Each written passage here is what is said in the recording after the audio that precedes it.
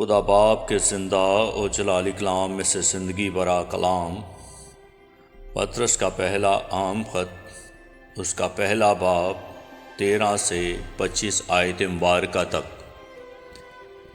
اس واسطے اپنی عقل کی کمر باندھ کر اور ہوشیار ہو کر اس فصل کی کامل امید رکھو جو یسوع مسیح کے ظہور کے وقت تم پر ہونے والا ہے، اور فرما بردار فرزند ہو کر اپنی جہالت کے زمانے کی پرانی خواہشوں کے تابع نہ بنو، بلکہ جس طرح تمہارے بلانے والا پاک ہے اسی طرح تم بھی اپنے سارے چال چلن میں پاک بنو، کیونکہ لکھا ہے کہ پاک ہو اس لیے کہ میں پاک ہوں۔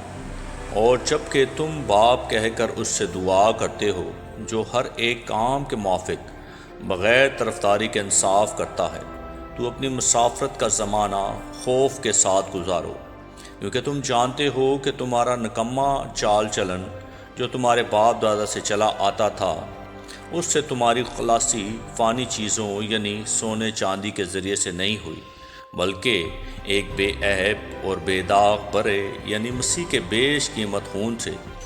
اس کا علم تو بنائے عالم سے پیشتر سے تھا، مگر ظہور آخر زمانہ میں تمہاری خاطر ہوا کہ اس کے وسیلہ سے خدا پر ایمان لائے ہو، جس نے اس کو مردوں میں سے جلایا اور جلال بخشا، تاکہ تمہارا ایمان اور امید خدا پر ہو، چونکہ تم نے حق کی تابعداری سے اپنے دلوں کو پاک کیا ہے، جس سے بھائیوں کی بے ریا محبت پیدا ہوئی۔ اس لیے دل و جان سے آپس میں بہت محبت رکھو، کیونکہ تم فانی تخم سے نہیں بلکہ غیر فانی خدا کے کلام کے وسیلہ سے جو زندہ اور قائم ہے نئے سر سے پیدا ہوئے ہو۔ چنانچہ ہر بشر گھاس کی مانند ہے، اور اس کی ساری شان و شوکت گھاس کے پھول کی مانند۔ گھاس تو سوکھ جاتی ہے اور پھول گر جاتا ہے، لیکن خداوند کا کلام ابد تک قائم رہے گا۔ یہ وہی خوشخبری کا کلام ہے جو تمہیں سنایا گیا تھا۔ آمین۔